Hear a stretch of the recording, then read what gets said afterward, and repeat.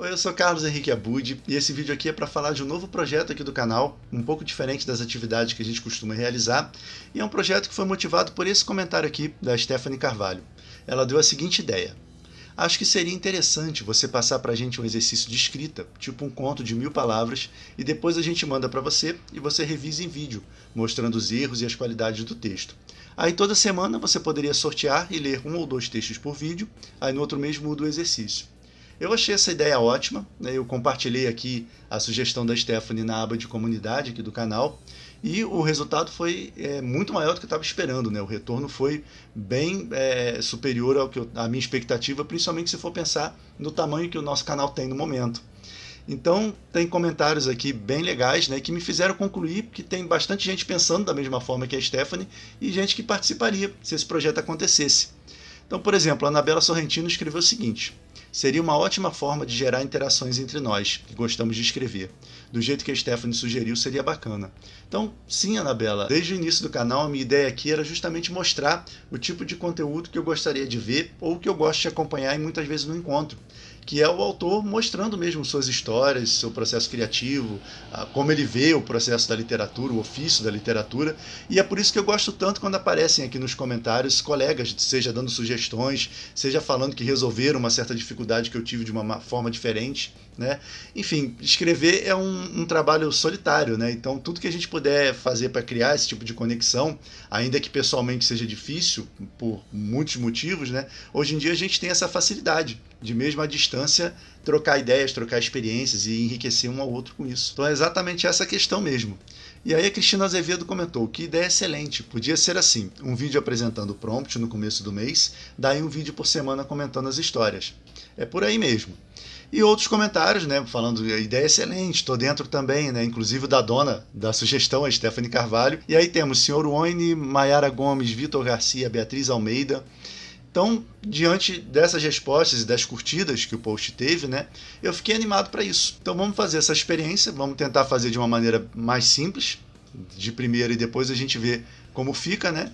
E a gente começa então com uma história curta, ou mesmo um trechinho, né, de uma história onde dê para entender o contexto, é claro. E aí a gente faz esse primeiro exercício, essa primeira proposta aqui bem abrangente, e depois a gente cria exercícios mais específicos, né, seja para trabalhar técnicas ou para mexer com ponto de vista, cliffhanger, né? Tem muita coisa que dá pra gente pensar em fazer. Mas nesse primeiro vamos fechar mesmo com uma história ou um trecho de uma história que tenha 1000 palavras, né?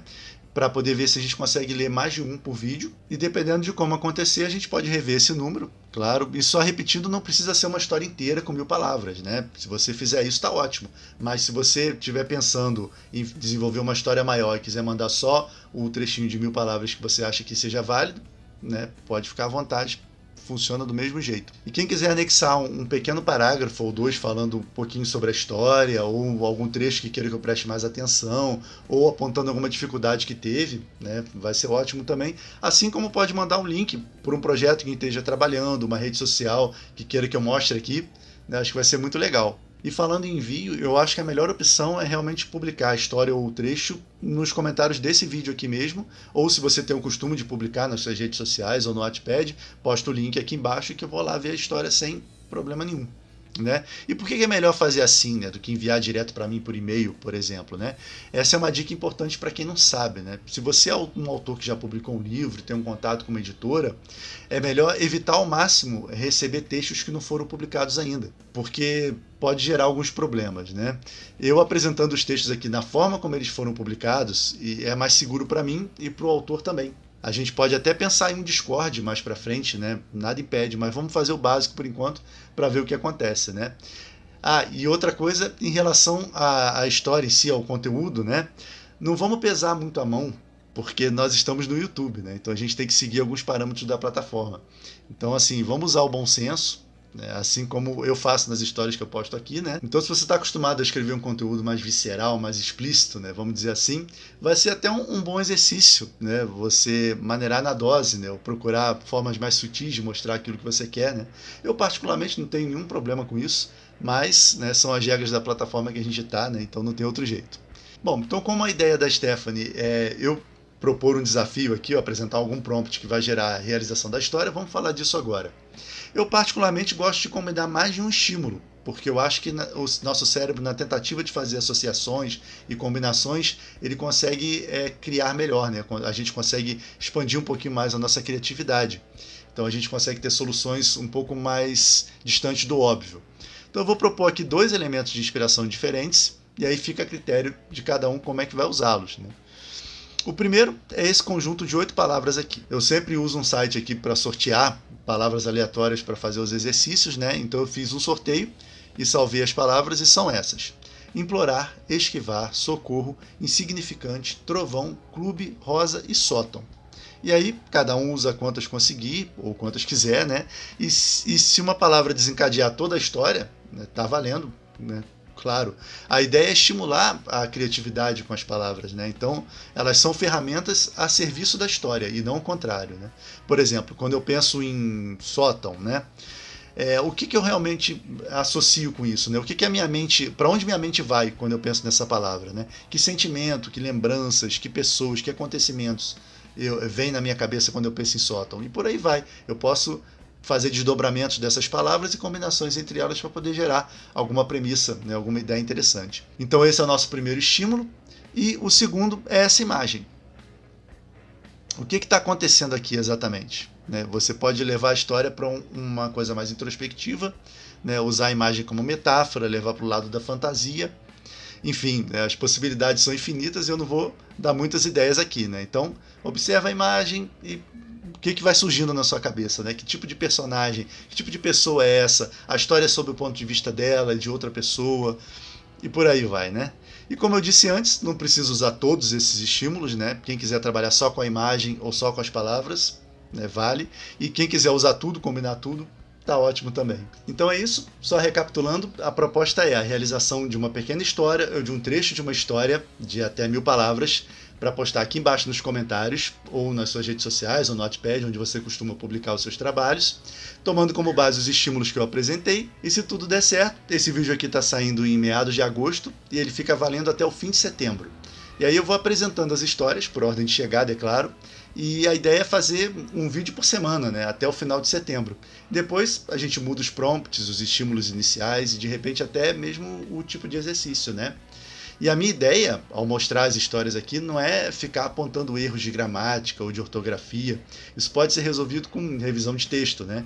Escrever bem não é sinônimo de escrever com português perfeito. Eu já falei sobre isso em um vídeo, vou até deixar aqui embaixo. E é claro que, como autores, a gente tem que buscar escrever o mais corretamente possível nesse quesito. Mas se você não está apresentando a versão final de um trabalho, isso não tira o mérito de uma história bem contada, né? É mais por aí.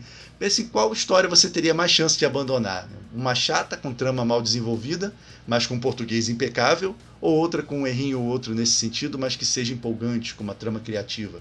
Então é disso que eu estou falando. Né? No fim das contas, por mais cuidadoso que seja, né, todo autor deixa passar um errinho ou outro, que só vai ser corrigido lá na revisão final mesmo. Né?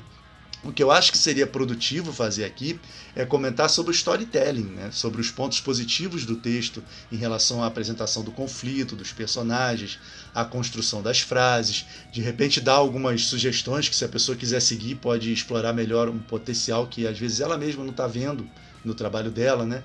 Coisas assim, né? Isso é claro de acordo com a minha percepção, de acordo com o meu ponto de vista, né? O que é bom ou não em qualquer expressão artística é subjetivo, né? Ninguém tem a resposta final sobre a qualidade de obra nenhuma.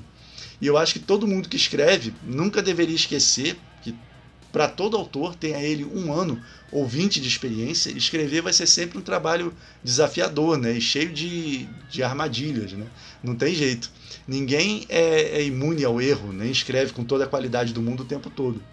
O próprio Planos em Prática, né, que é a nossa série de exercícios de escrita criativa, mostra essa situação muito bem. Né? Muitas vezes o texto não sai perfeito de primeira.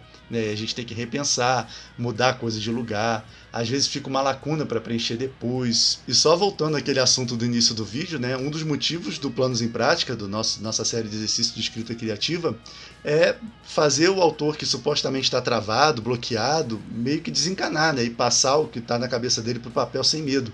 Porque a única história que não tem conserto é aquela que você nunca começou a escrever. Todas as outras podem passar por muitas alterações até ficarem do jeito que o autor imaginou. Então, é com esse pensamento que eu fecho esse vídeo, fico esperando as histórias. Eu estou bastante animado e quem sabe depois disso a gente não pensa em fazer alguma coisa mais ambiciosa em conjunto, tipo um universo ficcional com lugares e características próprias. Enfim, aqui embaixo tem o link para a imagem e as palavras que eu propus e aqui em cima tem a playlist da nossa série de exercícios de escrita criativa. Era isso para o vídeo de hoje, abraços e até a próxima!